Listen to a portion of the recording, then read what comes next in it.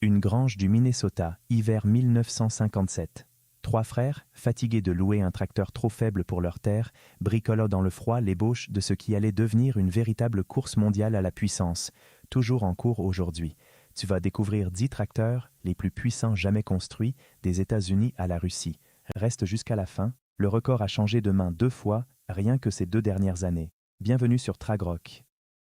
Red Lake Falls, Minnesota, hiver 1957. Sur une ferme de 2000 acres, 3 frères, Douglas, Maurice et leur père John Steiger, en ont assez de payer chaque année pour louer un tracteur trop faible, incapable de tirer leurs outils dans les délais serrés des semailles et des moissons. Plutôt que d'attendre qu'un fabricant invente la machine dont ils rêvaient, la famille décide de la construire elle-même, dans une étable reconvertie en atelier improvisé, tout au long de cet hiver 1957 et du suivant.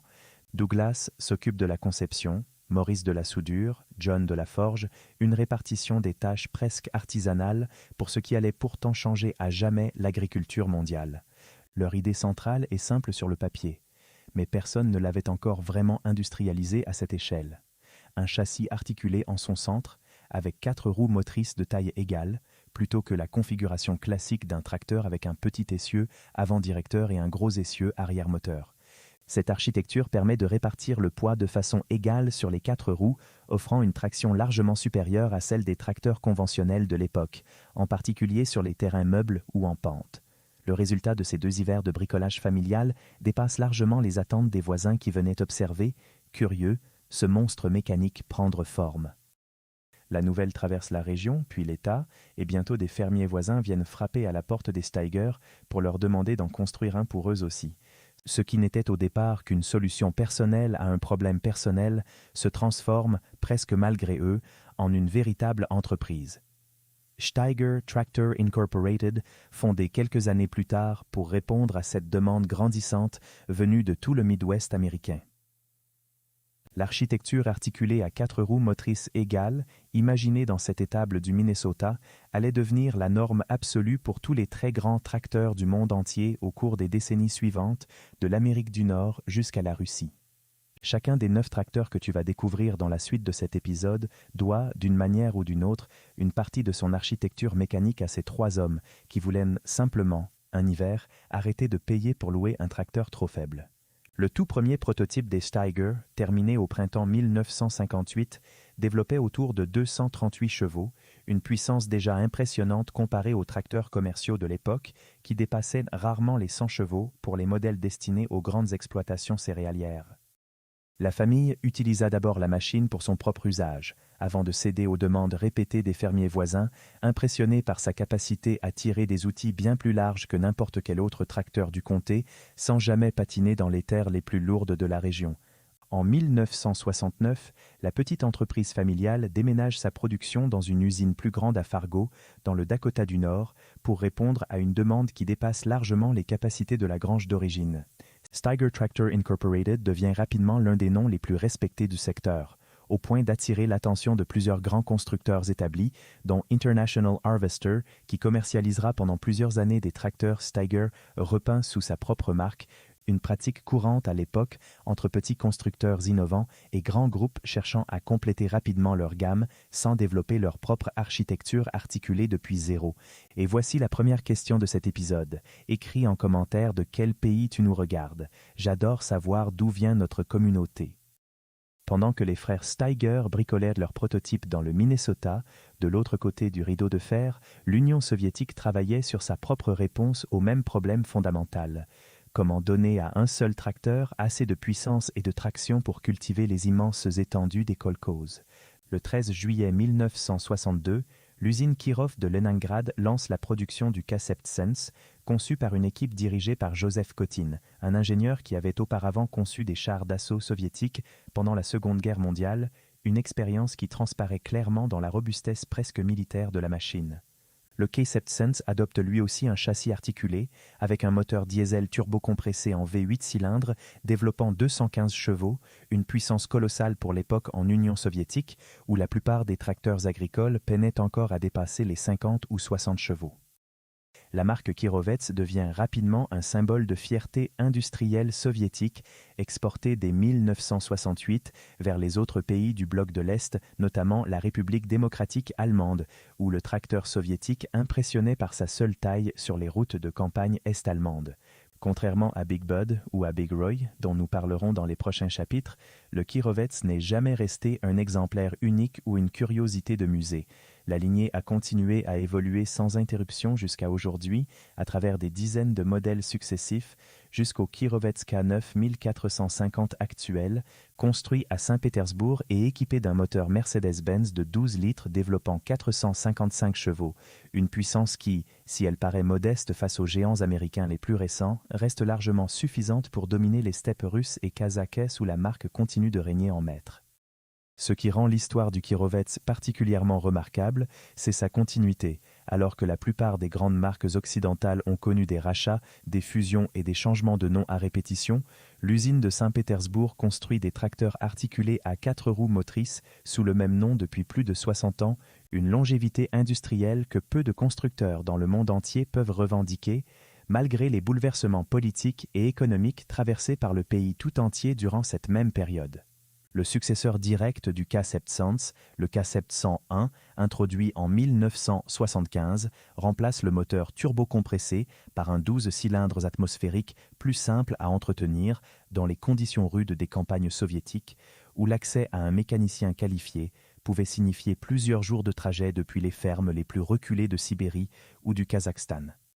Cette philosophie de conception, privilégier la simplicité de maintenance sur le terrain plutôt que la sophistication technique pure, allait rester une constante de toute la lignée Kirovets jusqu'à aujourd'hui, même sur les modèles les plus modernes équipés de moteurs occidentaux sous licence. Le choix d'équiper le K9 1450 actuel d'un moteur Mercedes-Benz plutôt que d'un bloc conçu en interne illustre bien l'évolution de l'industrie russe depuis la chute de l'Union soviétique. Plutôt que de tout développer en interne comme au temps de Joseph Kotin, l'usine Kirov s'appuie désormais sur des partenariats technologiques occidentaux pour rester compétitive face aux géants nord-américains et allemands qui dominent aujourd'hui le segment des tracteurs les plus puissants du monde, tout en conservant son propre savoir-faire pour tout ce qui concerne le châssis, la transmission et l'adaptation aux conditions climatiques extrêmes des steppes russes.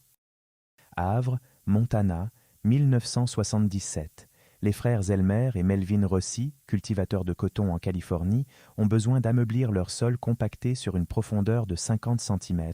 une opération que même leurs bulldozers Caterpillar D9 n'arrivèrent plus à réaliser assez vite sur l'étendue de leurs terres. Ils passent commande auprès de Ron Harmon et de sa Northern Manufacturing Company, un ancien concessionnaire de tracteurs Wagner reconverti dans la construction de véhicules géants sur mesure à partir de pièces de camions disponibles sur étagère.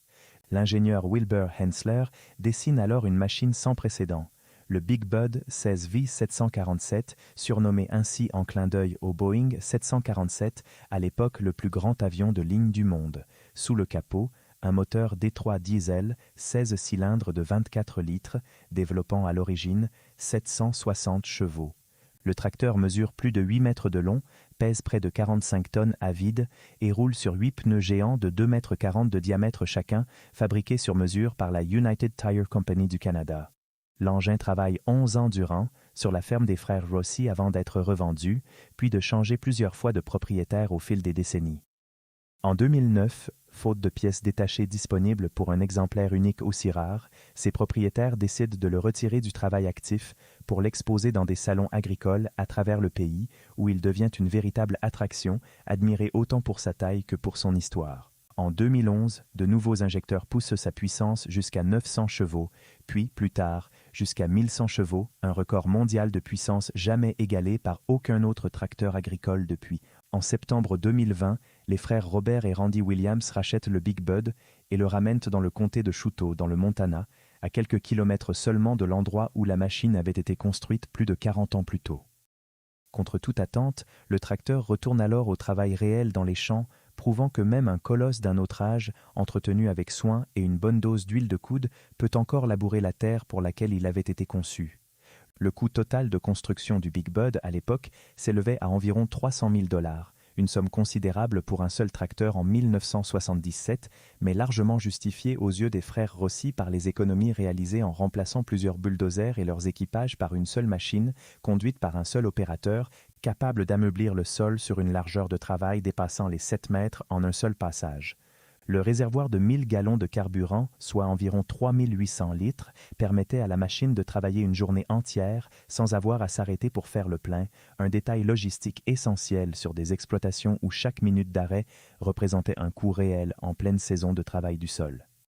Aujourd'hui encore, le Big Bud reste inscrit au livre Guinness des records comme le tracteur agricole le plus puissant jamais construit, un titre qu'aucun des géants industriels modernes présentés dans cet épisode, malgré toute leur technologie de pointe, n'a jamais réussi à lui arracher officiellement, précisément parce que la définition même de tracteur agricole de série exclut les machines uniques construites sur mesure comme celles des frères Rossi.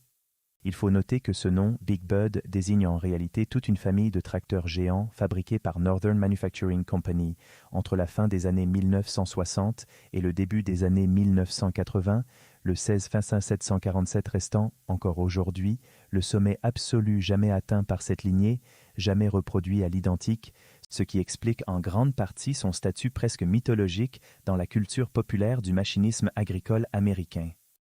La même année que le Big Bud, 1977, un autre géant nord-américain sort des ateliers de la firme canadienne Versatile, à Winnipeg. Le projet naît de l'ambition d'un homme haut en couleur, Roy Robinson, 1,93 m, toujours coiffé d'un Stetson, qui rêvait d'un tracteur encore plus impressionnant que tout ce que la concurrence proposait. La machine qu'il fait construire est baptisée en son honneur, le Versatile 1080, surnommé pour toujours Big Roy. Contrairement à Big Bud et à ses 4 roues, Big Roy pousse le concept articulé encore plus loin, avec pas moins de 8 roues motrices réparties sur 4 essieux, articulées entre le deuxième et le troisième essieu, avec un débattement vertical de 10 degrés dans chaque direction pour que les 8 roues restent toujours en contact avec un sol irrégulier. Sous le capot, un moteur Cummins KTA 1150 de 19 litres, développant 600 chevaux, entraîne les 4 essieux à travers une boîte manuelle à 6 vitesses. Sur le papier, cette architecture à 4 essieux semblait être un coup de génie. Elle permettait de mettre suffisamment de gomme au sol pour exploiter toute la puissance du moteur, tout en gardant un tracteur relativement étroit. Mais dans la pratique, ce même choix technique allait devenir la perte de la machine. Les 2 roues de chaque côté roulaient exactement dans la même trace au sol, provoquant un tassement du sol bien plus sévère qu'avec un tracteur classique à 4 roues, un défaut agronomique que les ingénieurs de Versatile n'avaient pas suffisamment anticipé avant de lancer la production. Un seul exemplaire de Big Roy fut finalement construit. Le modèle suivant de Versatile, le 1150, avec ses 475 chevaux, revient sagement à une configuration classique à 4 roues motrices, abandonnant définitivement l'expérience des 8 roues. Aujourd'hui encore, Big Roy reste une pièce de collection légendaire parmi les passionnés de machinisme agricole nord-américain, la preuve vivante qu'en matière de tracteurs géants, plus de roues ne signifie pas toujours plus de succès commercial, même quand la mécanique elle-même fonctionne parfaitement. Le nom même de Big Roy en dit long sur l'ambiance qui régnait chez Versatile à cette époque. Contrairement à la froideur généralement associée aux grandes entreprises industrielles, la marque canadienne cultivait une image plus proche du terrain, incarnée par des personnages hauts en couleur comme Roy Robinson, capables de convaincre toute une équipe d'ingénieurs de se lancer dans un projet aussi audacieux que risqué sur le plan commercial. Les essais menés sur le terrain montrèrent d'ailleurs que le rayon de braquage de Big Roy, mesuré à l'extérieur des pneus, restait comparable à celui des tracteurs à 4 roues motrices modernes équipés de pneus jumelés, une prouesse technique pour une machine aussi longue, mesurant plus de 9 mètres de bout en bout. Le problème de tassement du sol, révélé après plusieurs saisons d'utilisation réelle, n'était pas un simple détail cosmétique. Dans les zones où les 8 roues avenant ont répété leur passage année après année, les agronomes constataient une baisse mesurable du rendement des cultures, un phénomène suffisamment sérieux pour dissuader Versatile de relancer une seconde série de ce modèle, malgré l'intérêt initial suscité par la machine lors de sa présentation. Aujourd'hui, l'unique exemplaire survivant de Big Roy attire toujours les foules lors des grands rassemblements de machines agricoles anciennes en Amérique du Nord, où les visiteurs peuvent encore admirer, de leurs propres yeux, cette impasse technique fascinante. La preuve qu'en ingénierie, une idée peut être à la fois brillante sur le papier et finalement inadaptée à la réalité du terrain qu'elle était censée servir. Mark Toberdorf, Bavière, Allemagne, 2020. Pendant que les géants nord-américains et russes misaient depuis des décennies sur la force brute et le nombre de roues motrices, le constructeur allemand Fendt, propriété du groupe américain AGCO, choisit une toute autre approche pour son propre tracteur le plus puissant, la précision plutôt que la seule puissance. Le Fendt 1167 Vario MT devient ainsi le premier tracteur à chenilles de cette catégorie de puissance équipé d'une transmission à variation continue, la fameuse technologie Vario qui a fait la réputation mondiale de la marque bavaroise depuis des décennies. Sous le capot, un moteur MAN de 16,2 litres, 6 cylindres, développe 663 chevaux en puissance nominale, avec jusqu'à 55 chevaux supplémentaires disponibles pour alimenter l'hydraulique et la prise de force lors des travaux les plus exigeants. Plutôt que les roues immenses de ses concurrents américains, le 1167 roule sur 2 chenilles en caoutchouc, une architecture qui réduit considérablement la pression au sol et donc le tassement du terrain, un argument de vente de plus en plus décisif auprès des agriculteurs européens soucieux de préserver la structure de leur sol sur le long terme. La transmission VarioDrive, une première mondiale dans cette catégorie de tracteurs chenillés, permet au conducteur de faire varier la vitesse en continu, sans à-coup de changement de rapport, de 0 jusqu'à la vitesse maximale, un confort de conduite que les tracteurs américains à boîte mécanique classique ne pouvaient tout simplement pas offrir. La cabine elle-même profite d'une suspension à 2 points, une première pour un tracteur à chenilles de cette taille, conçu pour absorber les irrégularités du terrain sans fatiguer le conducteur au fil d'une longue journée de travail. Le 1167 incarne ainsi une philosophie assez différente de celle des géants articulés américains. Plutôt que de multiplier les chevaux à tout prix, Fendt a cherché à optimiser chaque cheval disponible en misant sur l'efficacité, le confort et la précision plutôt que sur le simple record de puissance brute, une approche typiquement allemande qui trouve pourtant, sur les grandes exploitations céréalières d'Europe de l'Est et d'Amérique du Nord, un public toujours plus large. Le développement de la série 1100 Vario MT s'appuie sur plus de 30 années d'expérience accumulée par Fendt dans la conception de tracteurs chenillés, un savoir-faire que la marque avait initialement développé pour des modèles de puissance plus modestes, avant de l'étendre progressivement vers cette catégorie de très haute puissance. L'empattement de 2,99 m, particulièrement long pour un tracteur chenillé, offre une surface de contact au sol exceptionnellement grande, répartissant le poids total de la machine sur une empreinte beaucoup plus large qu'un tracteur à roues équivalent, un avantage décisif pour les agriculteurs travaillant des terres argileuses lourdes, particulièrement sensibles au tassement après de fortes pluies.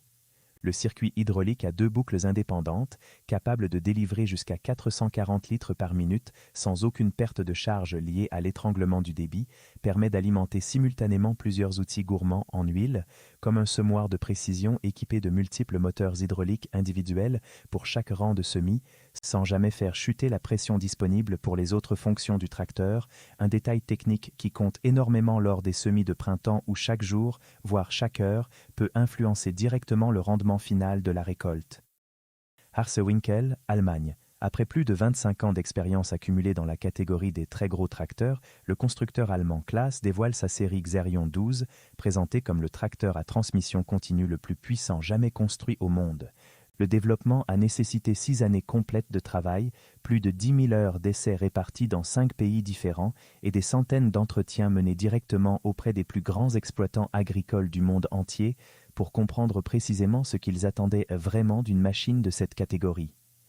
Le modèle de tête, le Xerion 12,650 TerraTrack, embarque un moteur Mercedes-Benz OM 473 de 15,6 litres, développant 653 chevaux. Mais la véritable signature visuelle et technique de la gamme Xerion reste ailleurs. Contrairement à absolument tous les autres tracteurs de cet épisode, le Xerion possède 4 roues de taille strictement identiques, montées sur 2 essieux qui dirigent tous les 2 à la fois, une architecture unique qui distribue le poids de la machine de façon parfaitement égale, 50% sur chaque essieu, peu importe le sens dans lequel elle avance. Cette conception permet une prouesse peu commune dans l'industrie. La cabine du Xerion peut littéralement pivoter à 180 degrés sur son propre châssis pour que le conducteur travaille toujours dans le même sens visuel, qu'il utilise un outil attelé à l'avant ou à l'arrière de la machine, un détail ergonomique que même les ingénieurs les plus expérimentés de la concurrence n'avaient jamais osé développer jusqu'au bout. La cabine elle-même, partagée avec les moissonneuses-batteuses classe Lexion 8000, offre une suspension à 4 points, un siège passager pleine taille avec sa propre glacière intégrée et un confort que peu de tracteurs agricoles, même parmi les plus chers du marché, peuvent revendiquer. Si cette plongée dans l'univers des tracteurs les plus puissants du monde te plaît, abonne-toi à la chaîne Tragrock et active la cloche. Il nous reste 4 monstres à découvrir et le prochain vient de battre, il y a moins de 2 ans, le record de puissance de toute une marque centenaire. Le système de gestion de la motorisation, baptisé par classe couple élevé, régime bas, permet au moteur Mercedes-Benz de délivrer son couple maximal de 2700 Nm dès 1300 tours par minute, un régime particulièrement bas pour un moteur de cette cylindrée, ce qui se traduit directement par une consommation de carburant nettement inférieure à celle de la plupart des tracteurs concurrents de puissance comparable, un argument commercial de poids, face à des clients de plus en plus attentifs au coût réel d'exploitation de leur matériel sur le long terme, bien au-delà du simple prix d'achat affiché en concession. Un agriculteur d'Australie occidentale, exploitant plus de 11 500 hectares de cultures céréalières près d'Espérance, a témoigné publiquement de son adaptation à cette architecture si particulière.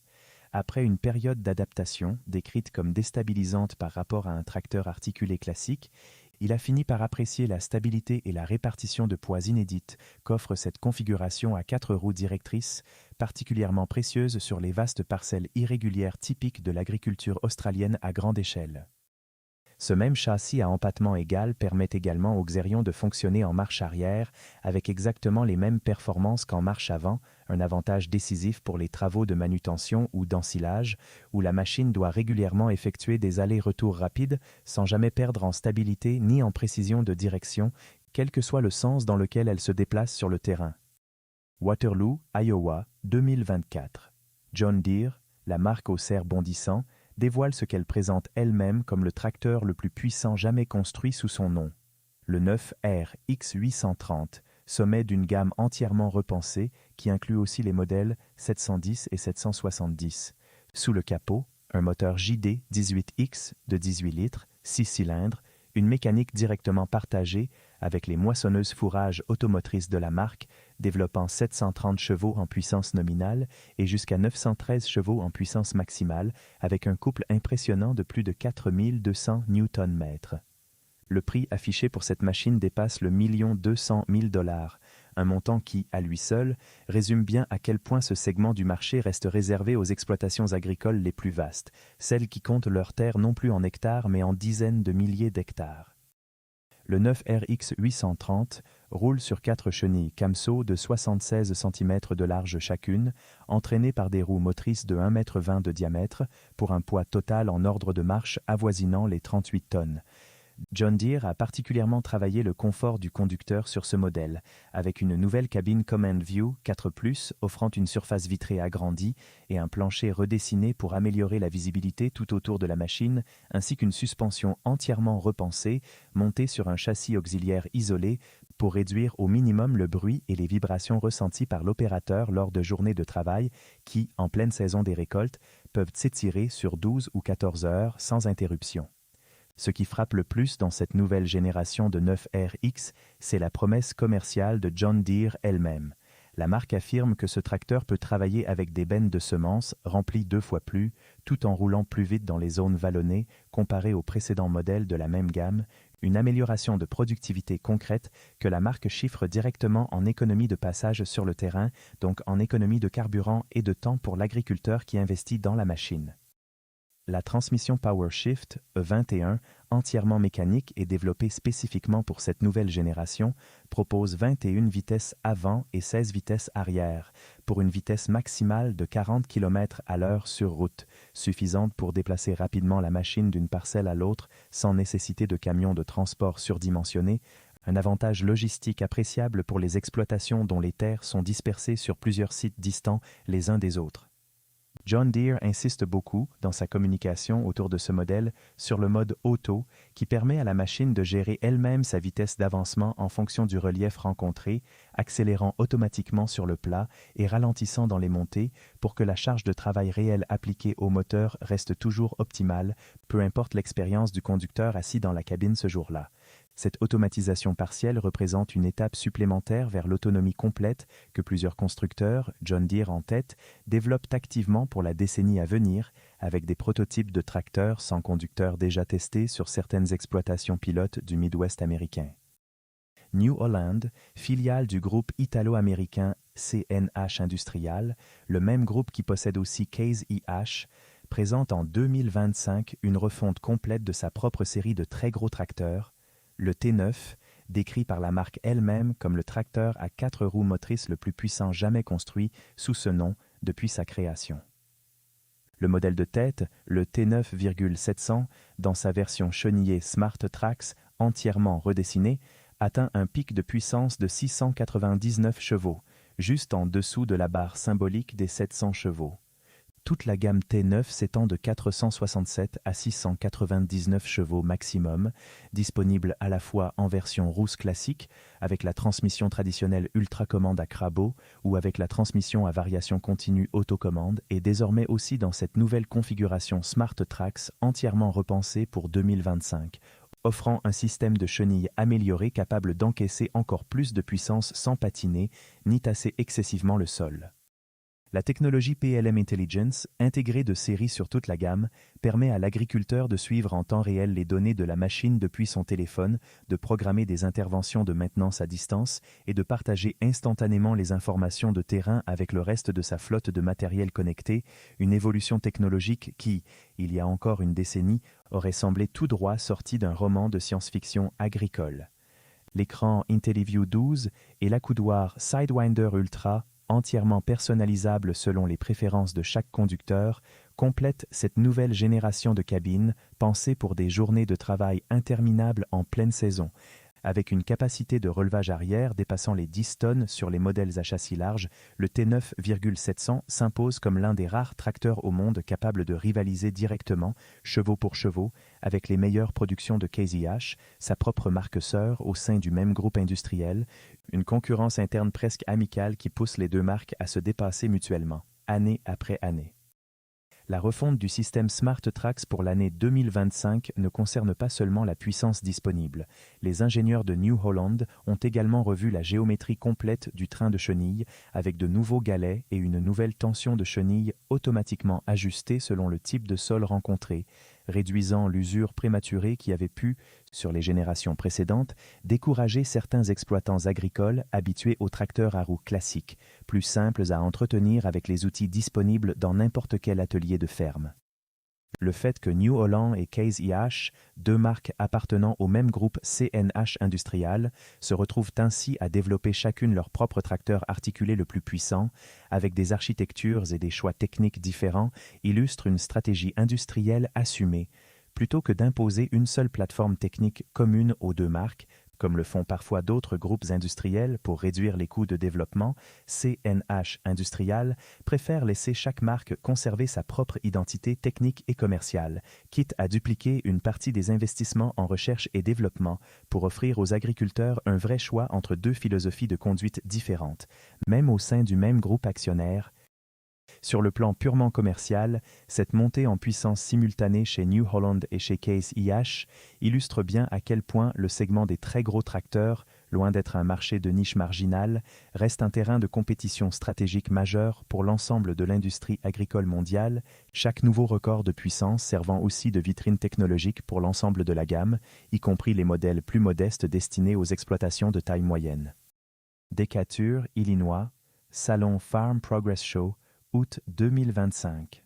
Case IH dévoile en grande pompe, peint dans un vert citron impossible à manquer au milieu de tous les autres tracteurs rouges de son propre stand, le nouveau Steiger 785 Quad-Track, présenté sans détour comme le tracteur le plus puissant jamais construit par la marque en plus d'un siècle d'histoire. Avec 785 chevaux en puissance nominale et 853 chevaux en puissance maximale, ce nouveau modèle dépasse d'environ 10% la puissance de son propre prédécesseur, le Quad-Track 715, qui n'occupait pourtant ce même trône que depuis à peine 2 ans.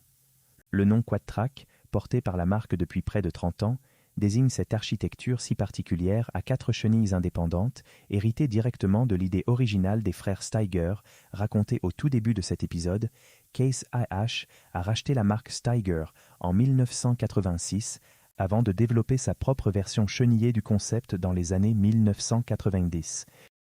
Sous le capot du 785, un moteur FPT Cursor 16 litres entièrement retravaillé avec de nouveaux injecteurs, de nouveaux pistons et segments et un nouveau circuit de refroidissement d'huile pour extraire chaque cheval supplémentaire possible du même bloc moteur 16 litres utilisé sur le modèle précédent. Pour encaisser cette puissance supplémentaire sans casser, les ingénieurs de Case IH ont dû renforcer la transmission, épaissir les essieux et améliorer l'ensemble différentiel, tout en simplifiant le système de traitement des émissions pour laisser le moteur se concentrer sur ce qu'on lui demande vraiment, produire de la puissance sans compromis inutile. La cabine profite elle aussi de quelques ajustements de confort pour le millésime 2026 avec un nouveau montant de custode côté droit et des repose-pieds supplémentaires, des détails mineurs en apparence, mais qui comptent réellement après 12 heures assises au même endroit. Ce lancement illustre parfaitement le rythme effréné de cette course à la puissance parmi les plus grands constructeurs mondiaux. Un record de marque tenu à peine 2 ans avant d'être battu par le modèle suivant de la même entreprise, une compétition interne presque aussi intense que la rivalité entre les différentes marques elles-mêmes.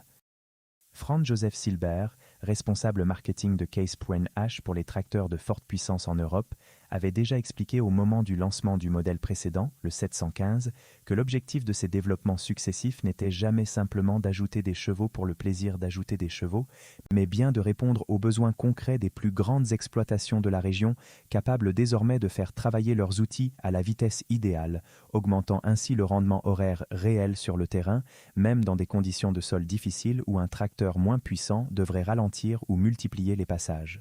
Mark Burns, responsable marketing de Case IH pour les machines à 4 roues motrices en Amérique du Nord, a confirmé que ce nouveau 785 ne représente pas seulement une évolution du moteur. La transmission elle-même a été renforcée, les essieux épaissis et l'ensemble différentiel amélioré pour encaisser cette puissance supplémentaire sur le long terme, sans compromettre la fiabilité qui a toujours fait la réputation de la lignée Steiger depuis son rachat par Case.H en 1986, sous le mandat d'une direction qui avait immédiatement reconnu la valeur de cette architecture articulée, héritée directement des 3 frères du Minnesota. 10 tracteurs, presque 70 ans d'histoire, depuis l'étable du Minnesota où 3 frères bricolèrent leur propre solution un hiver de 1957, jusqu'au vert citron du Steiger 785 dévoilé à peine 2 ans avant la rédaction de cet épisode. Ce qui frappe le plus, en regardant cette course à la puissance dans son ensemble, ce n'est pas seulement à quel point les chiffres ont grimpé, même si passer de 215 chevaux à plus de 1000 chevaux en une soixantaine d'années représente déjà à lui seul une multiplication par presque 5 de la puissance disponible sous un seul capot. Ce qui frappe surtout, c'est la diversité des chemins empruntés pour y arriver. Certains constructeurs, comme Big Bud ou Big Roy, ont tout misé sur la démesure brute et le bricolage sur mesure, quitte à ne jamais dépasser le stade de l'exemplaire unique. D'autres, comme Kirovets, ont choisi la continuité industrielle sur plusieurs générations sans jamais s'arrêter, malgré les bouleversements politiques traversés par leur pays. D'autres encore, Fendt et Claas en tête, ont préféré miser sur la précision, le confort et l'efficacité plutôt que sur le seul record de chevaux, quand John Deere, New Holland et Case IH se livrent, eux, une bataille commerciale acharnée où chaque nouveau modèle doit dépasser le précédent, parfois en l'espace de 24 mois à peine. Il faut aussi souligner un paradoxe intéressant qui traverse toute cette histoire. Plus les tracteurs deviennent puissants, plus le nombre réel d'agriculteurs capables de justifier économiquement un tel investissement diminue. Un tracteur à plus d'1 million de dollars, comme le 9 RX 830 de John Deere, ne trouve sa rentabilité que sur des exploitations dépassant plusieurs milliers d'hectares, une échelle que seule une infime minorité de fermes dans le monde peut aujourd'hui atteindre. Cette course à la puissance reste donc, paradoxalement, une compétition entre une poignée de très grands groupes industriels pour séduire une poignée tout aussi restreinte de méga-fermes, plutôt qu'une évolution technique qui profiterait directement à l'agriculture mondiale dans son ensemble. La suite logique de cette course semble déjà s'écrire sous nos yeux. Les grands constructeurs investissent aujourd'hui des sommes considérables dans des prototypes entièrement autonomes, sans cabine ni conducteur, et dans des motorisations électriques ou à hydrogène, pensées pour remplacer à terme le diesel qui a propulsé chacun des 10 monstres de cet épisode. Peut-être que dans 10 ou 20 ans, un nouvel épisode de cette même chaîne racontera l'histoire du premier tracteur entièrement électrique à avoir dépassé 1000 chevaux, construit non plus dans une étable du Minnesota, mais dans un laboratoire connecté quelque part entre l'Iowa et la Bavière. Dis en commentaire quel tracteur de cette liste t'a le plus impressionné et abonne-toi à Tragrock, cloche activée pour la prochaine histoire.